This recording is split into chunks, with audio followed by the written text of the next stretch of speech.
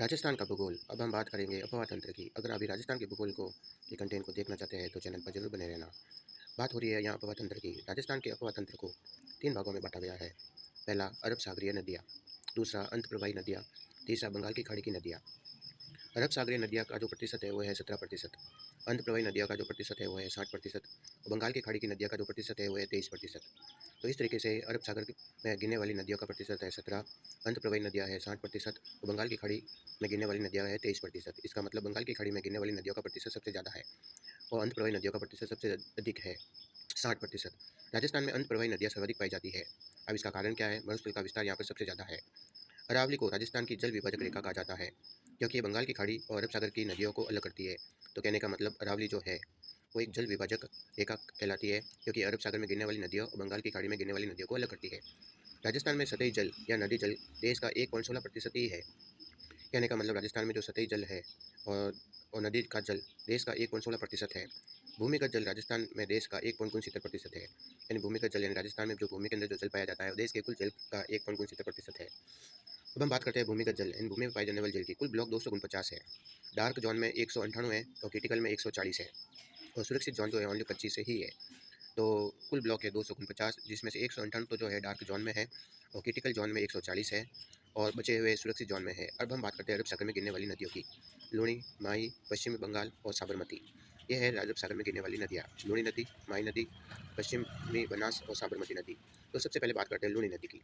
लूणी नदी का जो उद्गम होता है वो नाग पहाड़ी अजमेर से होता है और इसका जो संगम होता है मतलब इसका समाप्ति जो स्थल है वो कचकरण गुजरात है। लूणी नदी की जो कुल लंबाई है 495 किलोमीटर है और राजस्थान में इसकी जो लंबाई है वो 350 किलोमीटर है। अब इसका अपवाह क्षेत्र को कैसे याद करें? अपना बजाज।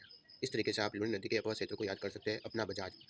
अपना का बजाज का मतलब है अ का मतलब अजमेर, प का मतलब पाली, ना का मतलब नागौर, ब का मतलब बाड़मेर, जा का मतलब जालोर और ज का मतलब जोधपुर। ये है राजस्थान लूणी नदी का अपवाह क्षेत्र। अब इसकी सहायक नदियाँ। लूणी नदी की जो सहायक नदियाँ है उसको याद करने की ट्रिक क्या है? सूखी बांडी खारी जो जवाई से मिली, सूखी बांडी खारी जो जवाई से मिली। इस तरीके से इसकी सहायक नदी को याद रख सकते हैं। सूखी सूखी बांडी खारी जो जवाई में मिली। सूखड़ी बांडी खारी जोजड़ी जवाई से मतलब सागी, मी का मतलब मीठड़ी और ली का मतलब लीलड़ी और गुहिया जो है ये है लूणी नदी की सहायक नदियाँ। सूखी बांडी खारी जो जवाई से मिली। इस ट्रिक से आप इसको याद रख सकते हैं। चित्र में आपको दर्शाया भी गया है इन सभी नदियों के बारे में। नागपाड़ी अजमेर से शुरू होती है, संगम स्थल इसका कचकारण है। लूणी के उपनाम। अब लूणी नदी को अन्य नामों से भी जाना जाता है। इसको सागरमती भी कहते हैं, लवणवती भी कहते हैं, आदि मिट्टी आदि खारी भी कहते हैं, अंत सलीला नदी यानी कालिदास ने लिखा है। ये है लूणी नदी की सहायक नदियाँ। रेल या नाडा। लूणी के अपवाह क्षेत्र को कहा जाता है रेल या नाडा। इसका विस्तार मुख्यतः जालोर में है। तो लूणी नदी का जो अपवाह क्षेत्र है जिसको रेल या नाडा कहा जाता है और ये इसका मुख्यतः विस्तार जालोर में है। जोजड़ी। लूणी नदी में दाई ओर से मिलने वाली एकमात्र नदी यानी दाई ओर से मिलने वाली नदी है। आप चित्र में देख भी सकते हैं जोजड़ी नदी को। तो लूणी नदी के दाई ओर से ये मिलती है जोजड़ी नदी। बाकी सभी बाई ओर से मिलने वाली नदियाँ हैं, केवल जोजड़ी नदी जो है वो लूणी नदी के दाई ओर से मिलती है जो नागौर से प्रारंभ होती है जोजड़ी नदी। लूणी की एकमात्र सहायक नदी जिसका उद्गम अरावली से नहीं होता है। यानी जोजड़ी नदी एक ऐसी नदी है जिसका उद्गम अरावली से नहीं होता है, बाकी सभी नदियों का उद्गम अरावली से होता है। बालोतरा बाड़मेर। लूणी का पानी खारा हो जाता है बालोतरा बाड़मेर में। लूणी में बाढ़ इसी क्षेत्र में आती है, बालोतरा बाड़मेर में। राजस्थान के कुल अपवा तंत्र में लूणी का योगदान जो है वो 10.40% है। अब लूणी नदी से संबंधित बांध। तो सबसे पहले बांध की बात करते हैं जसवंत सागर बांध यानी पिछियाक बांध जो जोधपुर में है और यहीं से लूणी नदी का प्रवाह होता है। यानी जसवंत लूणी नदी पर जसवंत सागर बांध या पिछियाक बांध बना हुआ है। फिर हेमावास बांध बना हुआ है पाली पर। बांडी नदी जाती है यहाँ से। जवाई बांध बना हुआ है पाली जहाँ पर जवाई नदी आती है और बाकली बांध जो है जालोर में बना हुआ है सूखड़ी नदी पर। जवाई बांध की बात करते हैं। पाली में स्थित जो पश्चिमी राजस्थान की सबसे बड़ी पेयजल परियोजना है जवाई बांध। इस कारण इसे मारवाड़ का अमृत सरोवर कहा जाता है जवाई बांध को। यानी पाली में स्थित है, पश्चिमी राजस्थान का सबसे बड़ा पेयजल परियोजना है, इसे मारवाड़ का अमृत सरोवर कहा जाता है। जवाई बांध में पानी की कमी होने पर जल पूर्ति सही जल सुरंग से की जाती है। कहने का मतलब जब जवाई बांध में पानी की कमी हो जाती है तो इसकी जल पूर्ति सही जल सुरंग से की जाती है।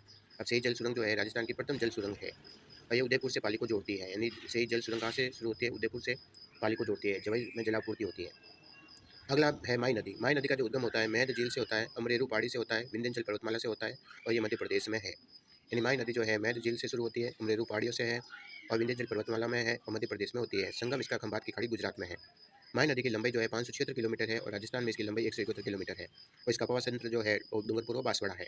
अब माई नदी की सहायक नदियों को याद करने की ट्रिक। ए अन्ना चार पाई में सो जा। ए अन्ना चार पाई में सो जा। यानी ये है माई नदी की सहायक नदियाँ। ए अन्ना चार पाई में सो जा। ए का मतलब एराव, अन्नास, चाप, मोरेन, सोम और जाखम। इस तरीके से हम माई नदी की सहायक नदियों को याद रख सकते हैं। चित्र में आपको दर्शाया भी गया है। तो माई नदी जहाँ शुरू होती है वो होती है, आपको पता चल गया है कि माई नदी मेहंद झील से शुरू होती है, जो अमलेरू पहाड़ी है, विंध्याचल पर्वतमाला में है, मध्य प्रदेश में है। अब माई नदी के अन्य नाम भी हैं। चित्र में आपको इसका पूरा साफ चित्र दिखाई दे रहा होगा, आप इसको समझ सकते हैं। माई के उपनाम की बात करते हैं, वांगड़ की गंगा, आदिवासियों की गंगा, कांटल की गंगा और दक्षिणी राजस्थान की स्वर्ण रेखा नदी। ये सभी नाम माई के उपनाम कहलाते हैं। त्रिवेणी संगम, बेनेश्वर धाम, नवा टापरा यानी नवाटपुरा। त्रिवेणी संगम जहाँ तीन नदियों का संगम होता है, सोम, मई और जखम का। बेनेश्वर धाम जो डूंगरपुर में है, यानी बेनेश्वर धाम यानी नवा टापरा में है, और नवा टापरा जो है डूंगरपुर में है। माघ पूर्णिमा को मेले का आयोजन होता है, जिसे कुंभ या आदिवासियों का कुंभ कहा जाता है। यानी माघ पूर्णिमा को बेनेश्वर धाम में मेला लगता है, जिसे कुंभ या आदिवासियों का कुंभ कहा जाता है। इस मेले में सर्वाधिक आने वाली जनजाति भील है। कर्क रेखा को 2 बार पार करने वाली विश्व की एकमात्र नदी है, जो कर्क रेखा को 2 बार पार करती है। सुजलम सुफलम परियोजना माई की सफाई के लिए चलाया गया कार्यक्रम है। सुजलम सुफलम परियोजना जो है माई की सफाई के लिए चलाया गया कार्यक्रम है। सुजलम परियोजना बाड़मेर में है, संचालक है BARC भाभा परमाणु अनुसंधान केंद्र, ट्राम्बे, मध्य महाराष्ट्र द्वारा संचालित परियोजना है। राजस्थान के दक्षिण से प्रवेश कर पश्चिम की ओर बहने वाली नदी माई है, यानी दक्षिण से प्रवेश करती है, पश्चिम की ओर बहने वाली नदी माई नदी है। माई की बांध परियोजना, माई बजाज सागर बांध परियोजना जो है बांसवाड़ा में है। कागदी पिकअप बांध परियोजना ये भी बांसवाड़ा में है। कडाना बांध ये गुजरात में है। सोम कागदा परियोजना उदयपुर में है। सोम कमला अम्बा परियोजना डूंगरपुर में है। और जाखम परियोजना जाखम बांध जो है प्रतापगढ़ में है। यानी माई बजाज सागर परियोजना बांसवाड़ा, कागदी पिकअप बांध बांसवाड़ा, कडाना बांध गुजरात, सोम कागदा परियोजना डूंगरपुर उदयपुर, सोम कमला अम्बा परियोजना डूंगरपुर और जाखम बांध प्रतापगढ़ में है। माई बजाज सागर बांध परियोजना ये राजस्थान गुजरात के द्वारा संचालित बहुउद्देशीय परियोजना है, जिसकी हिस्सेदारी 4555% की रही है। यानी राजस्थान की 45 है, गुजरात की 55 है। स्थिति है बोरखेड़ा बांसवाड़ा में है। विशेषता बताते हैं, राजस्थान की सबसे लंबी बांध परियोजना है माई बजाज सागर बांध परियोजना, जो है सबसे लंबी बांध परियोजना है। 3.109 मीटर में आदिवासी क्षेत्र में सबसे बड़ी परियोजना है। इस परियोजना से उत्पादित जल विद्युत जो है फर्स्ट स्टेज में 50 मेगावाट और सेकंड स्टेज में 90 मेगावाट यानी 140 मेगावाट की यहाँ पर विद्युत की सप्लाई की जाती है। राजस्थान के आदिवासी क्षेत्र को विद्युत आपूर्ति की जाती है। जाखम बांध सीता माता अभ्यारण्य स्थित है, प्रतापगढ़ में है। ये राजस्थान का सबसे ऊंचा बांध है, 81 मीटर है। यानी जाखम बांध जो है राजस्थान का सबसे ऊंचा बांध है।